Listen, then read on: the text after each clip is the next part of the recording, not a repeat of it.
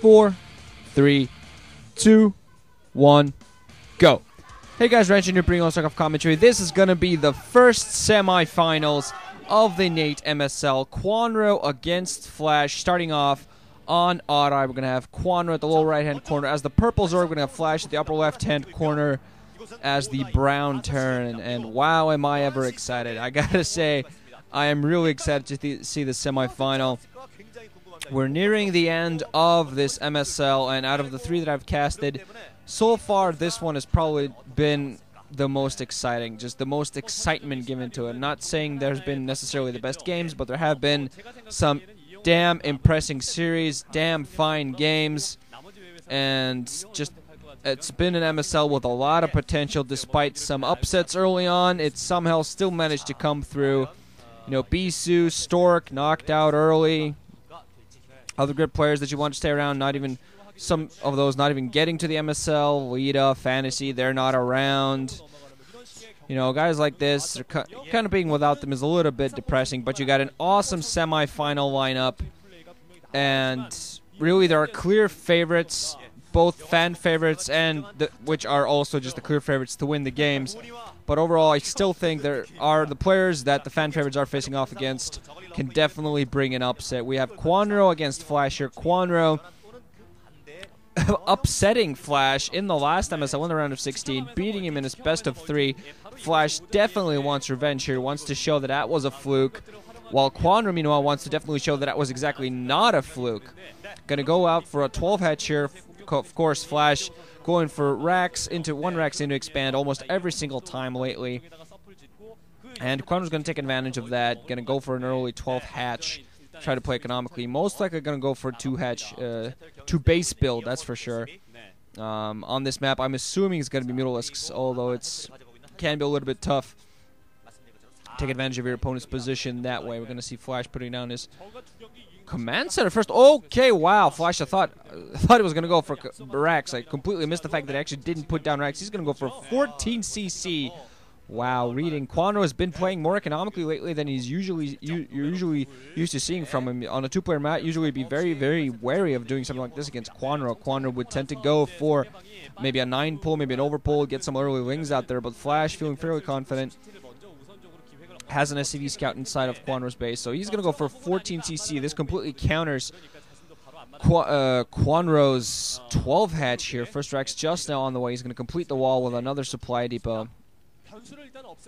But if Kwanro sends out, his Overlord Scout should be nearing that position, and he's going to know that Flash went for a 14 CC, and it's going to be interesting to see how he reacts. That his spawning pool is on the way. I think he's going to be safe as he's mining gas. He's going to be safest, most likely upgrading to Lair and going for Spire, trying to take advantage of the fact that Flash is going to have his units a little bit late. He's adding Refinery right now, but he is going to have everything a little bit late. So Kwanro might try to play a game of, you know, basically hurrying out mutas before the turrets come out. Right now, he's going to get the Lord in there to spot that Lair is going to be on the way, so most likely this is going to be a 2-base muta build. But I mean, there are going to be some Zerglings coming out. Yeah, Kwanro already shaking his head. He's already knows he's at a disadvantage, while that 12 hatch was exactly supposed to give him an advantage. Actually, producing only 2 Zerglings and going for drones, knowing he has to play a strong economic game, a little bit of a strong economic game to start off with. Early eBay before Academy. Most likely exactly to go for those turrets. He knows that Kwanro's going to be hurrying to mutas right now. He's gotten a full scout on that. He's probably going to start building turrets fairly soon. Not mining any sort of gas. He has a refinery up, so he not going to have his academy up quite yet. Probably going to continue on. Start off by saturating his natural expansion. I think he lost in his CV scout. I think Flash lost in his CV scout there. Kwanro trying to get his own mining up. Going to move out with a few. Has 4 Zerglings now. He's not really going to be able to do any damage or pick off the Marines standing there very close to the racks being produced. Second racks now going up in Natural Expo, and weapons 1 we upgrade alongside the Academy putting down. We're probably going to see the turrets very soon because the Spire is most likely going to be on the way. Kwanro's going to have to do some sort of economic damage. Has a drone coming out, so he's going to take a 3rd base. But, okay, he's at least trying to catch up here economically speaking, because you don't want to stay 2-base on 2-base on a Terran, but he is going to come out. He does have, I think there was a second structure either being put down, I think, or it might already be up. So he's going to be mining gas to try to get those mutas out there. And if he manages to do some successful harassment, he's going to be in a pretty good position. Still don't see any turrets coming up for Flash. He, of course, got the scout inside, so he knows the timings need to have those turrets up. He wants to get his additional racks up, trying to get his marine count up before he he's forced to put down the turrets. Also getting some concept sessions now. When the Zerg player starts to build the mutas, if you start putting down the turrets exactly at that time, that's going to give you enough time to get the turrets out there. They're going to take the time to hatch and then fly over. This is a very long distance map between the two players, so it is going to take a while for Muse to get to Flash's position. He does have his comp station up, so he's even going to be able to get a scan right in front of Flash's main. Yeah, he's going to spot the timing on that Spar, going to spot the Spar just now out, and the mutas are going to be on the way, so the turret should be up momentarily. Flash has to start putting them right now, so he has them up in time. Kwanro is going to take the lower left-hand base meanwhile. Medic's now out for Flash. His stim, not quite sure whether his stim is ready. He did have his academy up late, so he's definitely going to need the turrets. He might have stim in time, though.